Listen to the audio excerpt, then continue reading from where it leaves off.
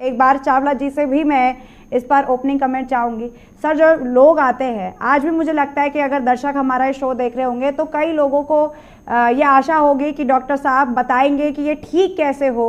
हालांकि अभी इस पे इलाज नहीं है, लेकिन ये बीमारी ही नहीं है। और कितना ज़रूरी है सर ये बताना पहले मरीजों को कि आप अपनी स्किन में कंफर्टेबल रहें, उसके बाद इन सवालों पे आगे बढ़ेंगे। जी, इस चैनल ने एक जो ये प्रॉब्लम है कहने को, ये कोई जैसे डॉक्टर सिंह बता रहे थे ना, ये कंटेजियस है, थोड़ा जेनेटिक हो सकती है, लेकिन इट इज़ ए ह्यूज, कहते हैं ना, कॉस्मेटिक प्रॉब्लम है। कॉस्मेटिक का मतलब जिसको हो जाए उसको बचाई की ज़िंदगी, और औरत को हो जाए या लड़की को हो जाए 20, 22, 24 साल पे तो डिज़ास्टर हो चुका है। तो कहने का मतलब it is a disease, skin disease कहा जाएगा।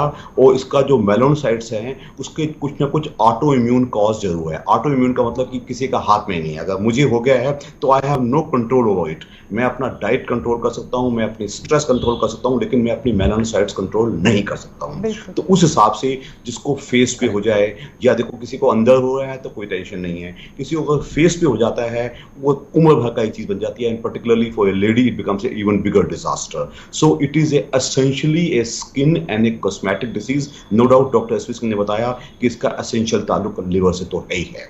तो बेसिकली ट्रीटमेंट आ जाता है हाउ टू, ये बीमारी इतनी ऑटोनॉमिक है कि इसका जो ट्रीटमेंट्स हैं जो हमारी मॉडर्न सिस्टम ऑफ मेडिसिन में अवेलेबल हैं वो बहुत अच्छे हैं। वो लोकल ट्रीटमेंट भी हैं, सिस्टमिक ट्रीटमेंट्स भी हैं, बट उनको हम कभी भी 100% नहीं कह सकते।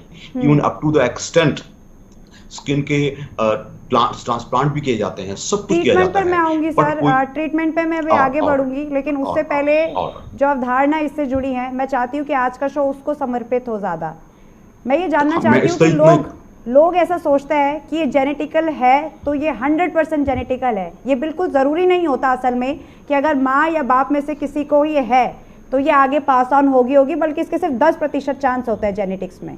तो इस पर आप क्या कहना चाहेंगे? ठीक कहा, इस पे आपने बिल्कुल ठीक ने कहा। Genetically it is very very little. कोई जरूरी नहीं है कि माँ बाप को नहीं थी तो आपको नहीं हो सकती, और ये भी जरूरी नहीं कि माँ बाप को थी तो आपको होगी, ऐसा बिल्कुल भी जरूरी नहीं है। It is only very little genetically controlled. Mostly जो, जैसा कि मैंने कहा, इसका एसेंशियल ताल्लुक आपके ऑटो इम्यून सिस्टम से है, आपके इम्यून सिस्टम से है।